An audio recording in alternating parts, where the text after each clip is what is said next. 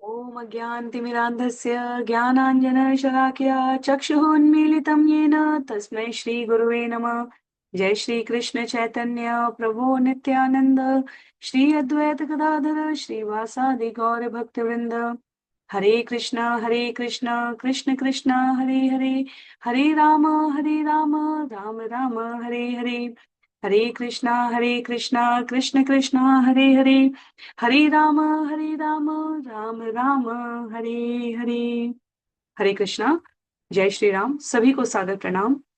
सत्र संख्या 51 श्री वाल्मीकि रामायण बालकांड, जहां 77 अध्याय हैं। हम सभी आज के सत्र के लिए अध्याय संख्या 40 सर्ग 40 सगर पुत्रों को कपिल का दंड। तो ये कपिल भगवान कपिल देव हैं, जिनकी चर्चा हम श्रीमद् भागवतम में स्कंद 3 में श्रवण करते हैं। माता देवहूति के पुत्र के रूप में चर्चा आती है यहाँ पर सगर पुत्रों को भगवान कपिल का दंड।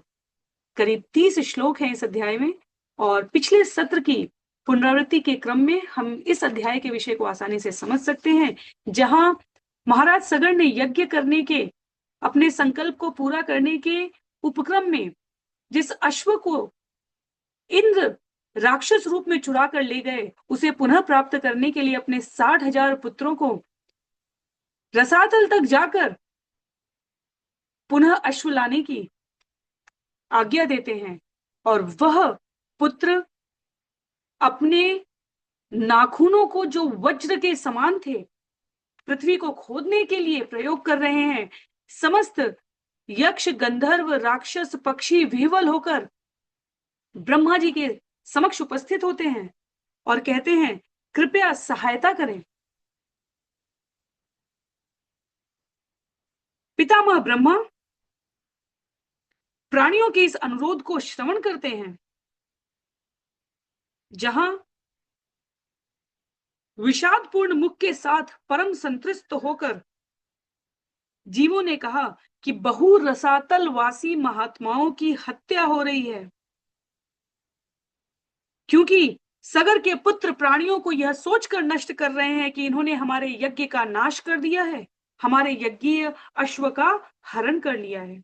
तो ब्रह्मा जी ने क्या उत्तर दिया, और तदुपरांत सगर पुत्रों और भगवान कपिल देव की कैसे भेंट हुई, इसकी चर्चा हम आज के सत्र में इस अध्याय में करेंगे।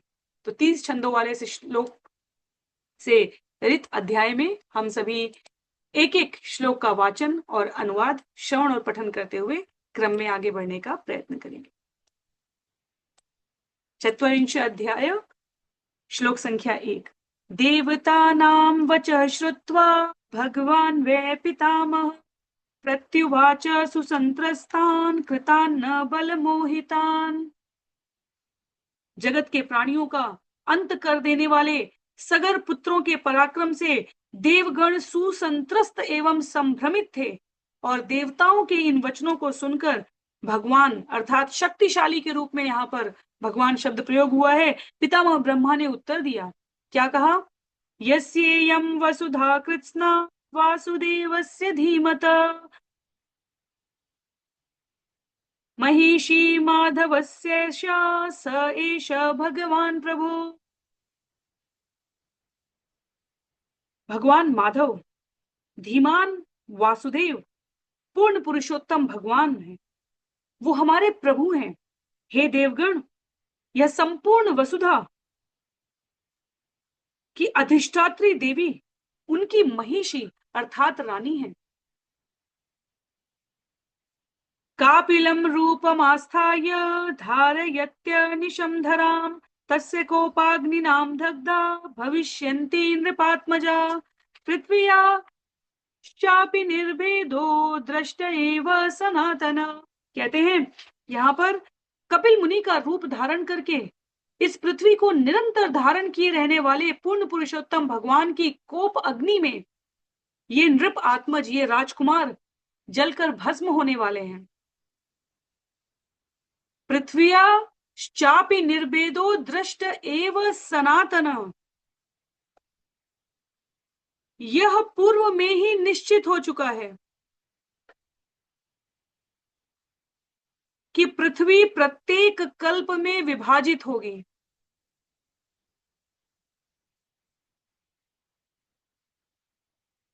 ये बहुत महत्व की बात है समझने के लिए। यहाँ पर श्रील प्रभुपाद के तात्पर्य का जो भगवत गीता अध्याय 10 श्लोक संख्या 26 में उल्लेख किया है, आचार्य कहते हैं सिद्धा नाम कपिलो मुनि, सिद्ध पुरुषों में मैं कपिल मुनि हूं।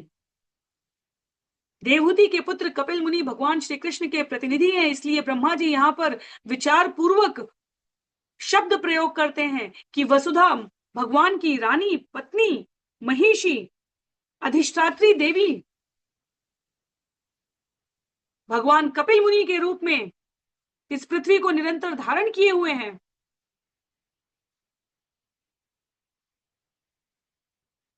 और सनातन के सिद्धांत के अनुसार यह पहले से सुनिश्चित है कि पृथ्वी प्रत्येक कल्प में विभाजित होगी। इसका व्याख्यान हमने इससे पूर्व माता उमा के श्राप में श्रवण किया है।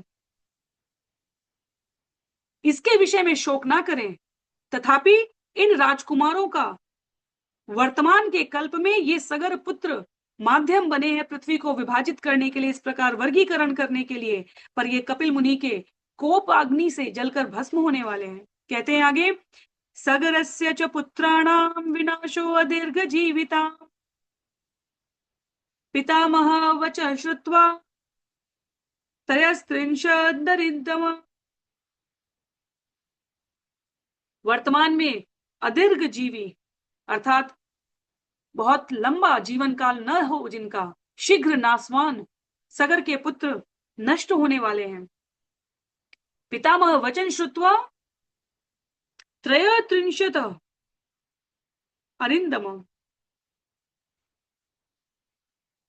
ब्रह्मा जी के इन वचनों को सुनकर 33 देवता, जो वर्गीकरण है देवताओं का, यहाँ 33 देवता कौन बताए गए हैं यहाँ पर? उल्लेख है 8 वसु, 11 रुद्र, 12 आदित्य तथा 2 अश्विन। देवा परम संह्यष्टा पुनः जग्मु यथागतम सगरस्य च पुत्राणाम प्रादुरासीन महात्मनाम पृथ्व्याम विद्यमानायाम निर्घात समनिस्वनम ततो बीत्वा मही सर्वे कृत्वा चापि प्रदक्षिणम। तो 33 देवता जिस प्रकार आए थे पितामह ब्रह्मा के वचनों को सुनकर संतुष्ट होकर, उसी प्रकार अपने अपने धाम आदि को परम हर्ष के साथ वापस लौट जाते हैं। और इधर पृथ्वी की खुदाई करते समय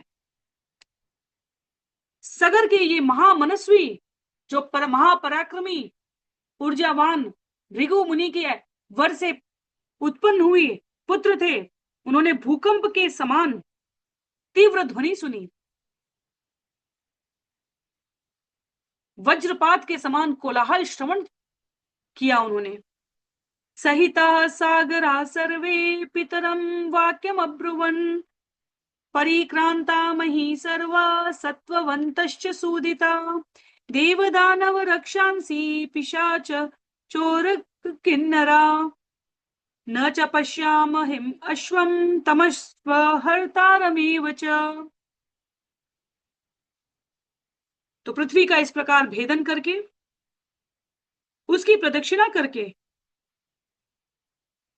सगर के सभी पुत्र एकत्र होकर अपने पिता से ये वचन कहते हैं। क्या कहते हैं?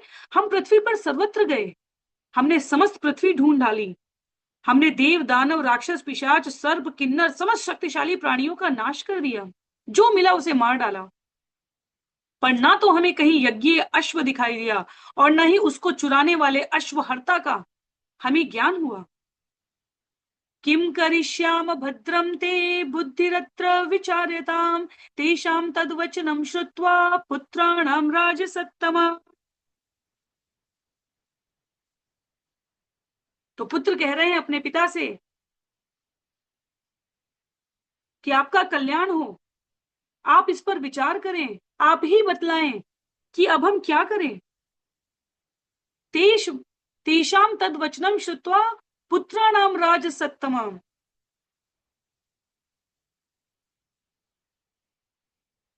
राजसत्तम, राजाओं में श्रेष्ठ सगर ने अपने पुत्रों के इन वचनों को सुना और फिर क्या कहा? समन्यु अब्रवीन्द्वाक्यं सगरो रघुनंदनम भूय खनत भद्रम वो निर्भिद्य वसुधातलम।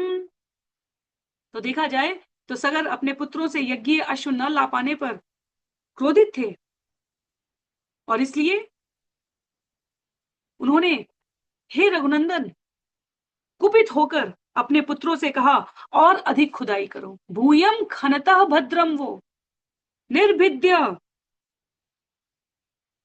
भेद कर, पृथ्वी को भेद कर उस अश्व को ढूंढ कर लेकर आओ, उस अश्वहर्ता का पता लगा कर आओ। अश्वहर्तारम आसाद्य कृतार्थाश्व निवर्तथ पितुर्वचनम आसाद्य सगरस्य महात्मना। तुम्हारा कल्याण हो और अधिक खुदाई करो। वसुधा तल को भेद कर अश्वकर्ता का पता लगाकर और अभियान से कृतार्थ होकर, शब्द प्रयोग हुआ है कृतार्थाश्व निवर्तथ, अभियान को पूरा करके अश्व को लेकर ही लौट कर आना। तो ये सुनने के उपरांत क्या हुआ? षष्ठी पुत्र सहस्त्राणी रसातलम अभिद्रवन खन्यमाने ततस्तस्मिन् अदृशु पर्वतोपमं दिशागजं विरूपाक्षं धारयन्तं महीतलम् सपर्वतवनां कृत्स्नां पृथ्वीं रघुनंदन। अपने पिता महाराज सगर के वचनों को सुनकर स्वीकार करके उनके 60,000 पुत्रों ने रसातल की ओर वेग पूर्वक, अभी भद्रव्रत, उन्होंने वेग पूर्वक गमन किया है, प्रस्थान करते हुए, पृथ्वी का खनन करते हुए, दिशा गज, पृथ्वी को विभिन्न दिशाओं से खनन कर रहे इन पुत्रों ने पर्वताकार विरूपाक्ष को देखा, जो पृथ्वी भूमंडल को धारण किए हुए वहां खड़े हैं। शिरसा धारयामास विरूपाक्ष,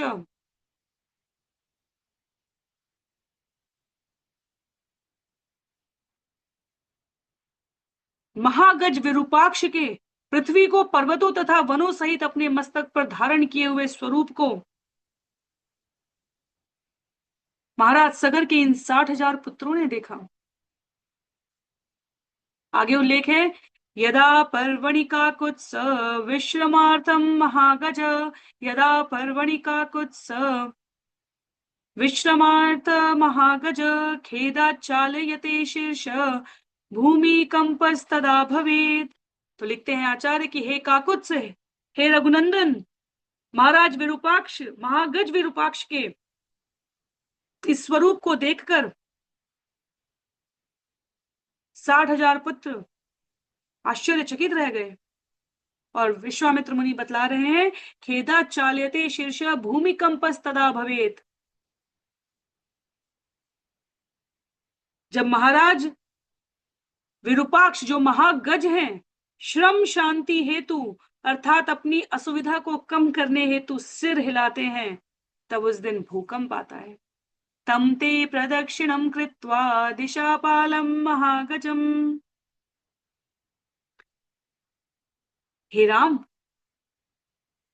राजकुमारों ने दिक्पाल गजेंद्र की परिक्रमा की है।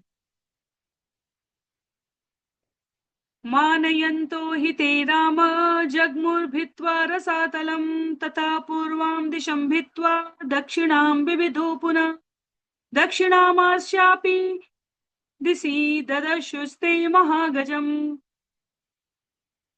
महापद्मं महात्मानं सुमत्य पर्वतोपमं शीर्षा धारयन्तं ते विस्मयं जगमुरुत्तमं ततः प्रदक्षिणं कृत्वा सगरस्य महात्मना।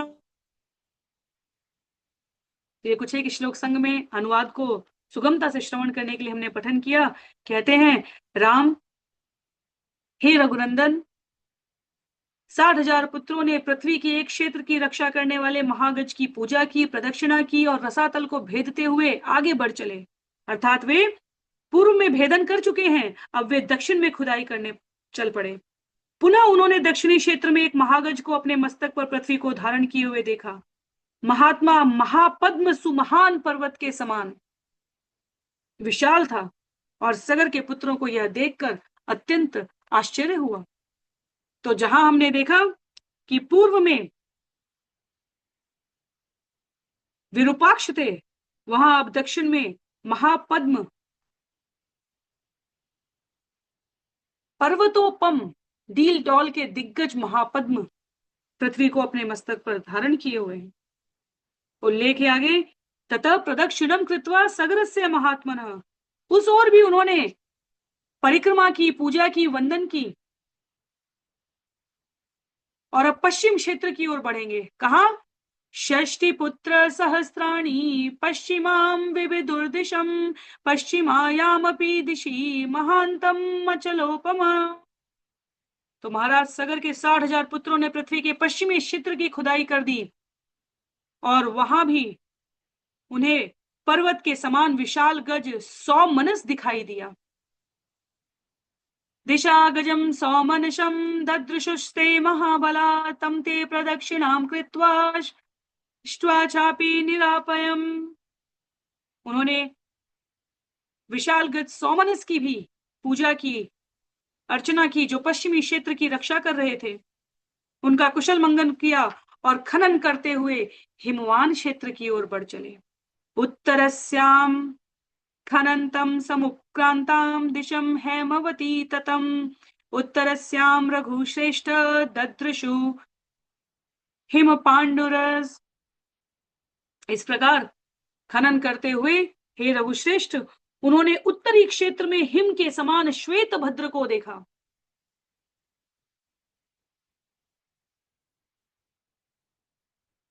जो अपने शुभ शरीर पर पृथ्वी को धारण किए हुए थे।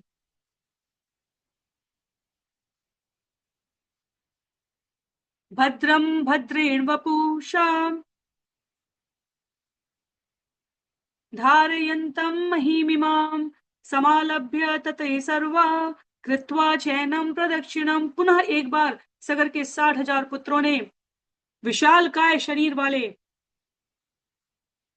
श्वेत भद्र नाम के महागज को,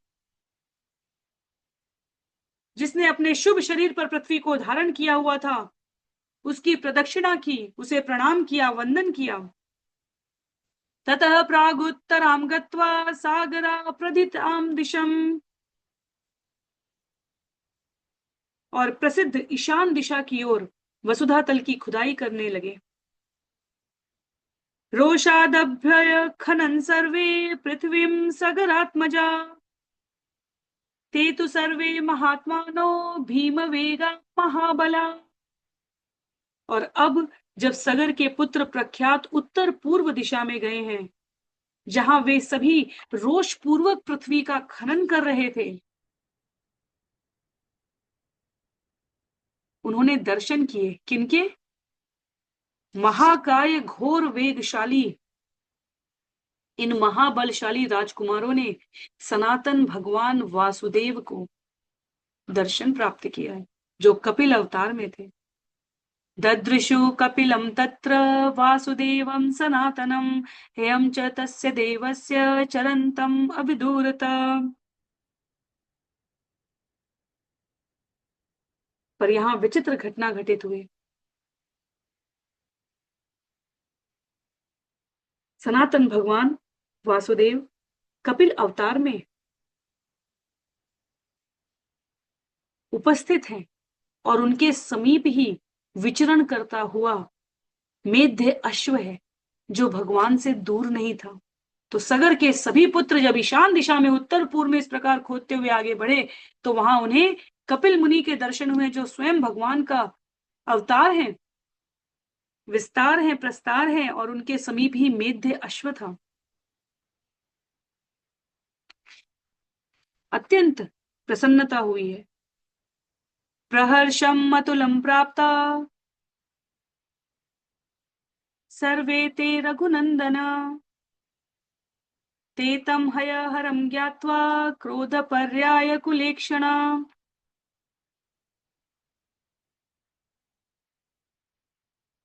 भगवान कपिल के दर्शन करके, साथ ही मेध्ययशों को देखकर ये महाबलशाली महाकाय राजकुमार प्रमुदित भी हुए हैं और उन्हें क्रोध भी आएगा। हय हर अश्व का चोर मानकर भगवान कपिल को इन राजकुमारों ने क्रोधपूर्ण दृष्टि से देखा। खनित्र लांगल धरा शिशिलाधरा अभ्यधावंत संक्रुद्धा तिष्ठ तिष्ठेति चाब्रुवन। अपने खनित्र हल नाना प्रकार के वृक्ष शिला इत्यादि लेकर सगर पुत्र भगवान कपिल की ओर दौड़े और संक्रोधित होकर भगवान से कहने लगे, अरे रुको रुको रुको, तुमने घोड़ा चुराया है, हम तुम्हें अभी फल चखाते हैं। अस्माकं त्वं हि तुर्गम यज्ञियं ह्यतवानसि दुर्मेधस्त्वं हि संप्राप्तान् विद्धि न सगरात्मजान। तुमने हमारे यज्ञ तुरंग का, अस्माकम यज्ञ वाले तुरंग अश्वमेध का हरण कर लिया। हे दुर्मेध अर्थात दुर्बुद्धि, तुम्हें ज्ञात होना चाहिए कि हम सगर के पुत्र हैं और हम यहाँ आ चुके हैं। श्रुत्वा तु वचनं तेषां कपिलो रघुनंदन रोषेण महताविष्टो हुंकारम् अकरोत्तदा। हे रघुनंदन, सगर के पुत्रों की ये बात सुनकर कपिल देव, भगवान कपिल अत्यंत रोष से बढ़ गए और उन्होंने हुंकार किया। ततस्तेन प्रमेयेन कपिलेन महात्मजा भस्म शीकृता सर्वे काकुत्सह सगरात्मजा। विश्वामित्र मुनि भगवान राम और लक्ष्मण को कथा सुनाते हुए कहते हैं, हे काकुत्स, अपरिमित वैभवशाली महात्मा भगवान कपिल देव द्वारा सगर के सभी पुत्र वहीं के वहीं उस हुंकार से जलाकर भस्म कर दिए गए। तो ढेर लग गया वहां पर भस्म का, राख का। 60,000 पुत्र वहीं जलकर खाक हो गए। तो इस प्रकार यह अध्याय 30 श्लोकों में भगवान की योजना के निमित्त क्रियान्वयन कर रहे विभिन्न प्रतिनिधियों का व्याख्यान करता है। इंद्र ने घोड़ा चुराया राक्षस रूप में, उसको बांधा कपिल मुनि के आश्रम में लाकर। भगवत प्रेरणा से ब्रह्मा जी ने देवताओं से क्या कहा, अनुरोध करने पर, विनय करने पर, इस संत्रास से जिसमें सगर पुत्र सभी पृथ्वी के कोनों को अपने नखों से खोद खोद कर विदूर्ण किए जा रहे थे, ब्रह्मा जी ने कहा प्रत्येक कल्प में पृथ्वी का इस प्रकार विभाजन होना निश्चित है। माध्यम बने हैं सगर के पुत्र इस बार की योजना में और भगवान कपिल ने उन्हें जलाकर खाक कर दिया। तो अध्याय यहाँ पर दंड समाप्त होता है। इस दंड की कथा के उपरांत अगले सत्र में हम सभी सर्ग 41 श्रवण करेंगे, अंशुमान द्वारा पितृव्यों तथा अश्व की खोज। तो इस प्रकार सगर के पुत्रों ने यहाँ पर मेध्य अश्व को देखा पर वो वापस नहीं ले जा पाए। तो अगला अध्याय अंशुमान जो असमंज का पुत्र था, असमंज जिसे केशनी के पुत्र के रूप में भृगु मुनि से जो वरदान प्राप्त हुआ था और सगर द्वारा देश निर्वासन दे दिया गया था, अब उनके पुत्र अंशुमान, क्योंकि अब 60,000 पुत्र चले गए, असमंज देश निर्वासित हो चुके हैं, तो वंश का वर्धन कौन कर रहे हैं, अंशुमान। तो अंशुमान अब भेजे जाएंगे सगर के द्वारा और करीब 25 से अधिक श्लोक है अगले अध्याय में जहां हम श्रवण करेंगे अंशुमान पितृव्यों तथा अश्व की खोज में किस प्रकार नियत होते हैं। आज के लिए सत्र को यहीं पर समाप्त करते हैं। सभी को बहुत बहुत आभार। श्री वाल्मीकि रामायण की जय, श्रील प्रभुपाद की जय, श्रील गुरुदेव की जय, अनंत कोटि वैष्णव वृंद की जय, रामाचार्य श्रील हरिदास ठाकुर की जय। हरे कृष्णा, जय श्री राम।